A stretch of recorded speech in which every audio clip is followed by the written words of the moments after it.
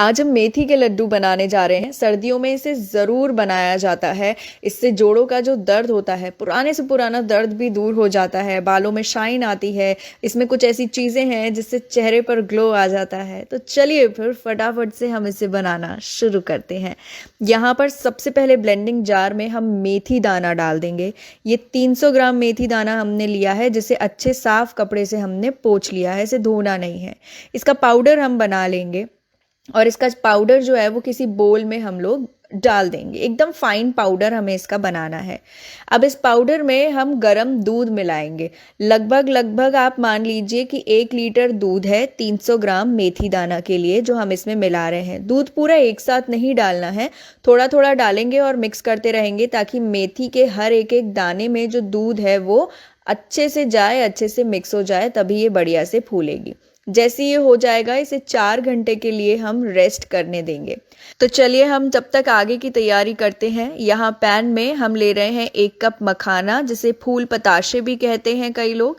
लो से medium flame पर हम इसे लगातार इसी तरीके से चलाते रहेंगे। तब तक चलाना है जब तक ये एकदम क्रिस्पी नहीं हो जाते। 2 से 3 मिनट में ये क्रिस्पी हो जाते हैं। इस तरीके से तोड़कर देखिए, अगर ये बढ़िया से टूट रहे हैं इसका मतलब ये क्रिस्पी हो गए हैं। इस टाइम पर हम इन्हें बाहर निकाल देंगे।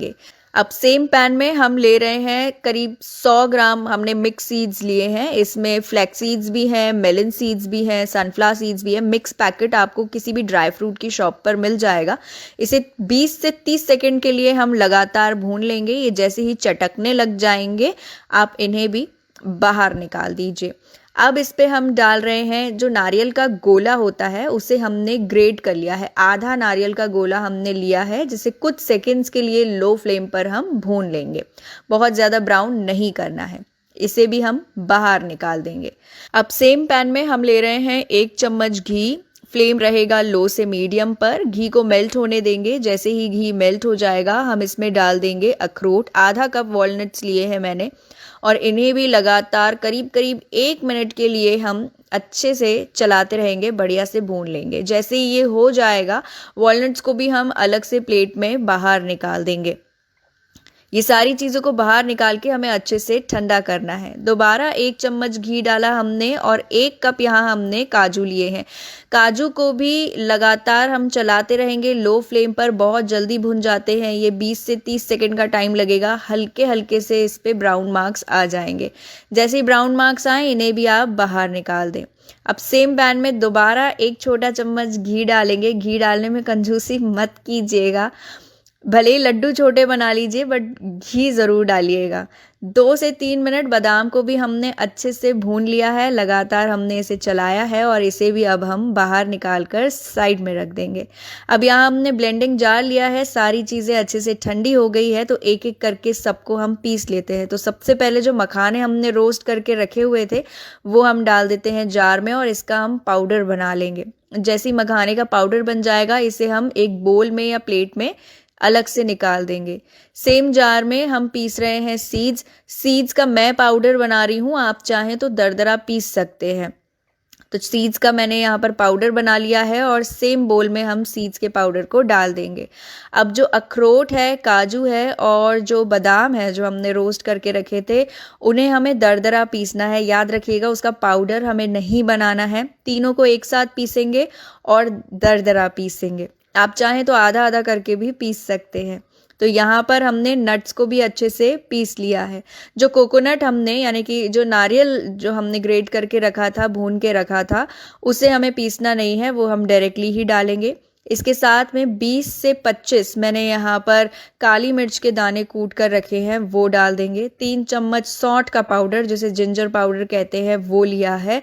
15 से 20 इलायची को कूट कर लिया है। अब सारी चीज़ों को हम बहुत अच्छे से मिक्स कर देंगे। ये मिक्सिंग वाला जो प्रोसेस है ये आपको ध्यान से करना है, कहीं ऐसा ना हो कि चीज़ें जो है वो अच्छे से मिक्स ही ना हो, तो इसे आप ध्यान से कीजिएगा। जैसे ये हो जाएगा इसे हम साइड में रख देंगे। अब यहाँ हमने ले ली है कढ़ाई और इसमें हम डाल रहे हैं 2 चम्मच घी। फ्लेम को रखेंगे हम लो पर। जब घी मेल्ट हो जाएगा तब हम यहाँ पर ले रहे हैं गोंद, जिसे एडिबल गम भी कहा जाता है। 50 ग्राम हमने ली है, लेकिन 50 ग्राम एक साथ हम नहीं भूनेंगे, नहीं सेकेंगे।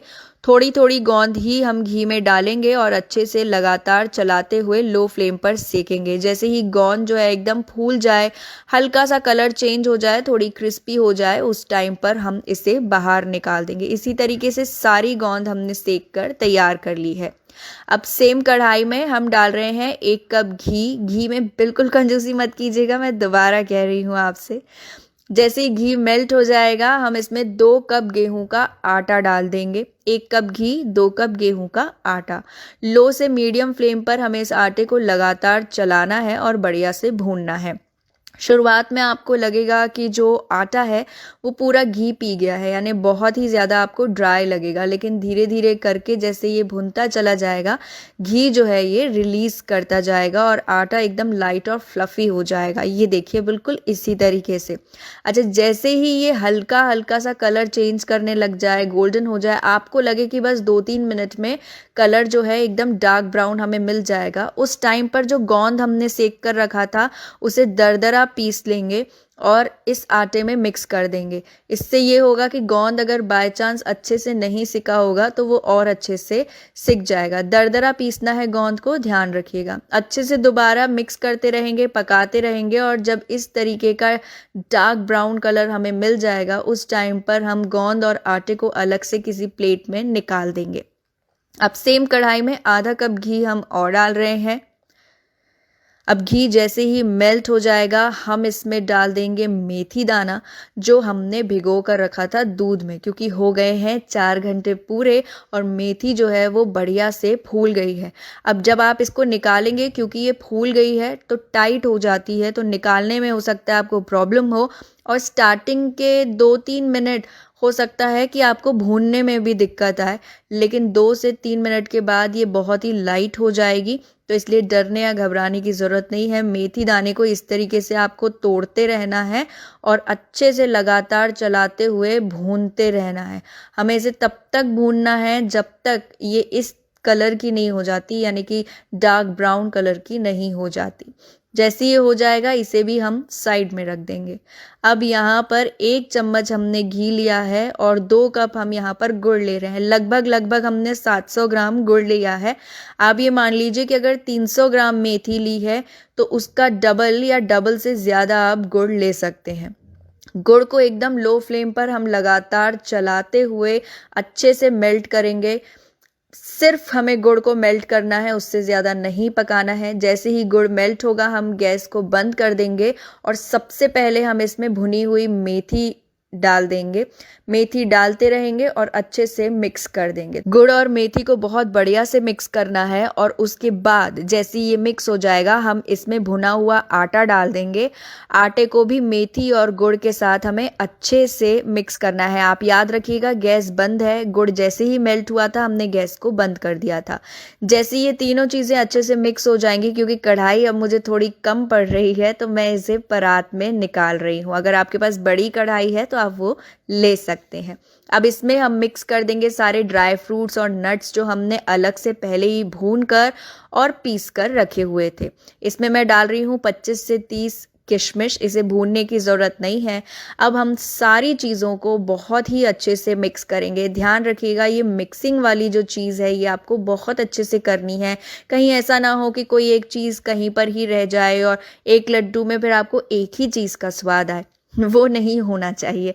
मिक्सिंग बढ़िया से कीजिए और जैसे ही ये मिक्स हो जाएगा, थोड़ा थोड़ा सा पोर्शन लीजिए इस मिक्सचर का और बढ़िया से लड्डू बांध लीजिए। लड्डू बांधने में कोई प्रॉब्लम नहीं होगी आपको। मिक्सचर अगर थोड़ा ठंडा भी हो जाएगा तो भी लड्डू बंध जाएंगे।